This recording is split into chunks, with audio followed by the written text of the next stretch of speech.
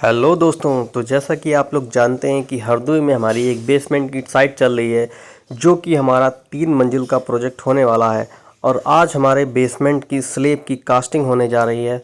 तो जैसा कि मैंने आपको पहले भी कई सारे वीडियोस में आपको बताया है इस साइट के स्पेसिफिकेशंस के बारे में, आज फिर मैं आपको बताने जा रहा हूँ इस साइट के ऑल ओवर स्पेसिफिकेशंस के बारे में जो कि डिटेल होने वाला है।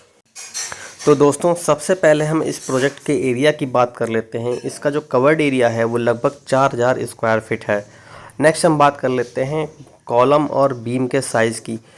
तो दोस्तों, जो हमने इस प्रोजेक्ट में कॉलम का जो सेक्शन प्रोवाइड किया है, जो साइज़ दिया है वो 12 बाई 18 इंच का कॉलम हमने प्रोवाइड किया है, क्योंकि इसमें जो क्लियर स्पैन हमारा है वो है 22 फीट का, यानी कि 22 फीट का हमारा क्लियर स्पैन है। तो यहाँ पर मैंने इस कॉलम में 16 डाया के 10 सरिया इस्तेमाल किए हैं।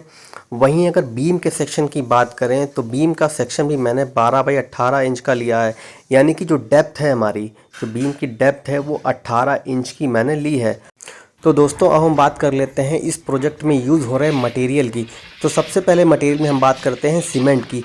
जो इस प्रोजेक्ट में सीमेंट मैं यूज़ कर रहा हूँ वो है ACC गोल्ड अडानी सीमेंट, जो कि इंडिया की नंबर 1 सीमेंट है।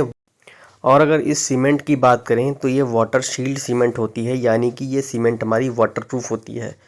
और अगर ACC गोल्ड के बारे में बताऊं तो ACC गोल्ड जो सीमेंट है ये इंडिया की पहली ऐसी सीमेंट है जो वाटर रेपेलेंट होती है।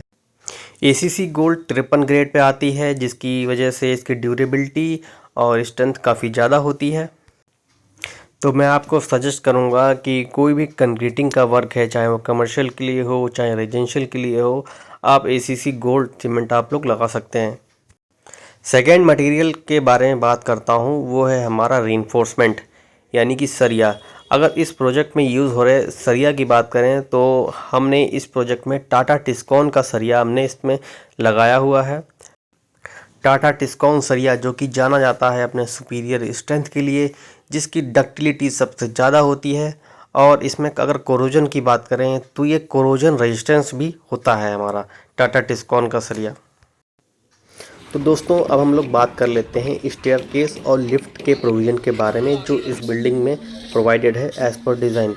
तो देखिए दोस्तों, इस प्रोजेक्ट में जो स्टेयरकेस का जो साइज़ है, जो चौड़ाई है, जो विड्थ है वो 5 फीट ली गई है। और अगर हम यहाँ पे स्टेयरकेस की राइज़र की बात करें तो वो 6 इंच प्रोवाइड किया गया है। 6 इंच का राइज़र यहाँ पर दिया गया है। और ट्रेड की बात करें तो ट्रेड हमारा 11 इंच का है।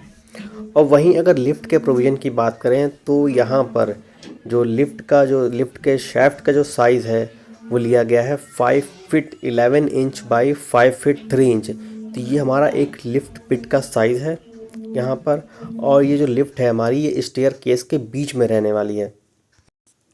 तो ये थी कुछ डिटेल इन्फॉर्मेशन इस प्रोजेक्ट के बारे में।